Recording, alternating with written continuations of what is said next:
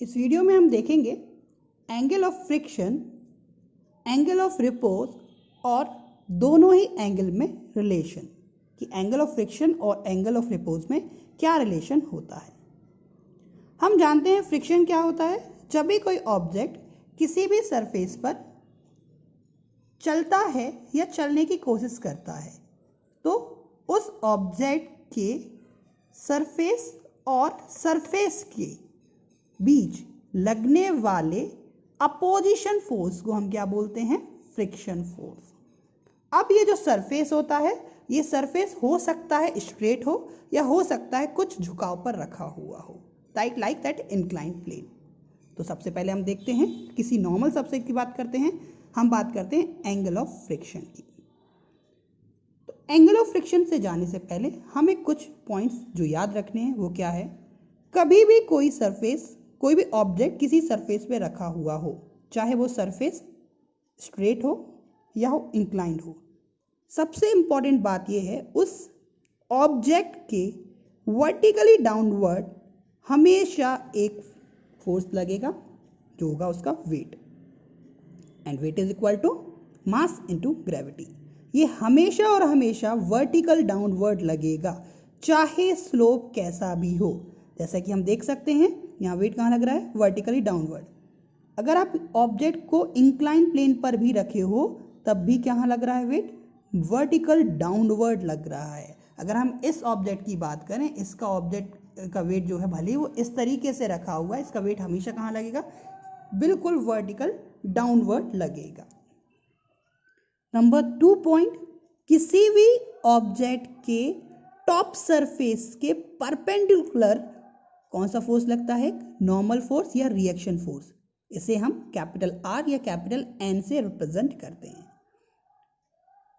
Again देखें, wait कहाँ लग रहा है, नीचे, और रिएक्शन फोर्स कहाँ लग रहा है, ऑब्जेक्ट के टॉप सरफेस के ऊपर परपेंडिकुलर। मतलब अगर मैं यहाँ बात करूँ, इस कार की बात करूँ, तो इस कार में जो रिएक्शन फोर्स कहाँ लग रहा होगा, इसके परपेंडिकुलर ऊपर की ओर। अब आते हैं हमारे पास किस चीज़ के में, angle of friction. Angle of friction को हम रिप्रेजेंट करते हैं लैम्डा से। So definition, angle between normal and resultant of friction force and normal is called angle of friction. It means angle of reaction force and resultant of friction force and reaction force is called angle of friction. कैसे देखते हैं, हमने माना हमारे पास एक substance रखा हुआ है तो इसका वेट कहाँ लगेगा, नीचे की ओर।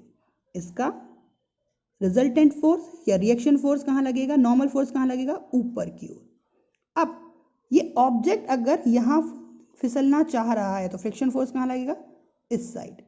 तो फ्रिक्शन फोर्स जा रहा है इधर, रिएक्शन फोर्स या नॉर्मल फोर्स जा रहा है ऊपर, तो फ्रिक्शन फोर्स और नॉर्मल फोर्स के बीच का रिजल्टेंट कहाँ जाएगा, समथिंग लाइक देयर। तो जो ये रिजल्टेंट है, ये रिजल्टेंट किसका है, फ्रिक्शन फोर्स और नॉर्मल रिएक्शन फोर्स, इसके और इसके बीच का एंगल क्या कहलाता है, angle of friction. Again angle of friction किसके क्या है, रिजल्टेंट रिएक्शन फोर्स और फ्रिक्शन फोर्स का रिजल्टेंट और रिएक्शन फोर्स के बीच का एंगल, या नॉर्मल फोर्स और फ्रिक्शन फोर्स के रिजल्टेंट और नॉर्मल फोर्स के बीच का एंगल क्या कहलाता है, angle of friction, that is called represented by lambda. Now अगर हम इस ट्राइंगल में देखें तो इस ट्राइंगल में अगर हम tan लैम्डा लगाएं तो tan लैम्डा इक्वल टू क्या आएगा, परपेंडिकुलर अपॉन बेस। अब ये परपेंडिकुलर किसकी वैल्यू है, F की, फ्रिक्शन फोर्स, और बेस किसकी वैल्यू है, नॉर्मल फोर्स या reaction force, that is R। So tan lambda equal to F upon R। But हम जानते हैं किसी भी सरफेस के लिए फ्रिक्शन कोफिशिएंट क्या होता है, F अपॉन R। तो F अपॉन R की जगह मैं क्या रख सकता हूँ यहाँ, tan lambda. So tan lambda equal to F upon R या tan lambda equal to mu, equation 1। अब देखते हैं एंगल ऑफ रिपोज।